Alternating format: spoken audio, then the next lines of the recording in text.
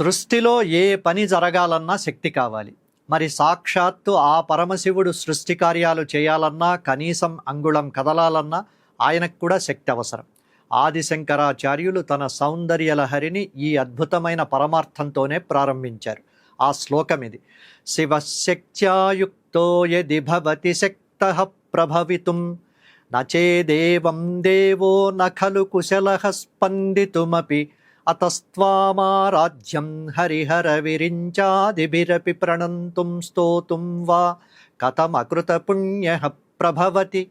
ఈ శ్లోకానికి పమిడికాల్వ చెంచు నరసింహ శర్మ చేసిన తెలుగు పద్యానువాదం ఇది.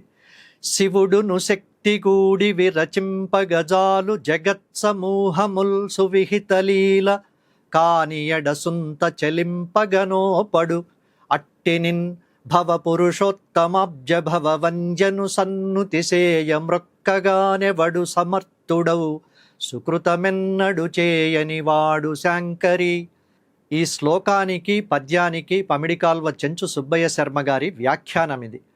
అమ్మా, పరమశివుడు పరాశక్తివైన నీతో కలిసినప్పుడే ఈ సమస్త లోకాలను సృష్టించగలుగుతున్నాడు. నీవు తోడు లేకపోతే ఆ దేవుడు కనీసం కదలడానికి కూడా సమర్థుడు కాడు. బ్రహ్మ విష్ణు మహేశ్వరుల చేత సైతం పూజింపబడే నిన్ను సేవించాలన్నా, కీర్తించాలన్నా పూర్వజన్మలో ఎంతో పుణ్యం చేసుకుని ఉండాలి. పుణ్యం లేనివాడు నిన్ను స్మరించలేడు. ఈ శ్లోకంలో దాగి ఉన్న లోతైన ఆధ్యాత్మిక రహస్యాలివి. మొదటిది, శివశక్తి ఐక్యత. నిరాకారుడైన శివుడు తన మాయా అనే శక్తితో కలిసినప్పుడే సగుణ బ్రహ్మ అవుతున్నాడు. అంటే ఈ జగత్తుగా మారుతాడు. శివ శక్తుల కలయికే శ్రీచక్రం. ఇక రెండోది అక్షర రూపం. శక్తి అంటే అకారం, శివుడు అంటే ఉ ప్లస్ ఈ రెండూ కలిస్తేనే ఓంకారం ప్రణవం ఏర్పడింది. మన భాషలోని 16 అచ్చులు శక్తికి, 34 హల్లులు శివుడికి సంకేతాలు. అచ్చు సాయం లేనిదే హల్లు పలకలేం కదా, అలాగే శక్తి లేనిదే శివం చెలించదు. ఇక తరువాతది పుణ్యలభ్య.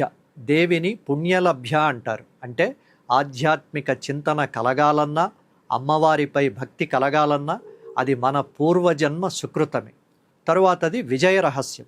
ఈ శ్లోకాన్ని నిత్యం భక్తితో పఠించడం వల్ల చేసే పనుల్లో ఆటంకాలు తొలగి సకల కార్యాల్లో విజయం లభిస్తుంది. శివుడు ప్రకాశమైతే ఆ ప్రకాశంలోని శక్తి పార్వతి.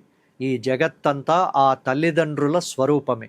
అందుకే ఆ తల్లిని స్మరించడం ద్వారా సర్వ మంగళాలు సిద్ధిస్తాయని శంకర భగవత్పాదులు మనకు అందించిన అమృత వాక్యది.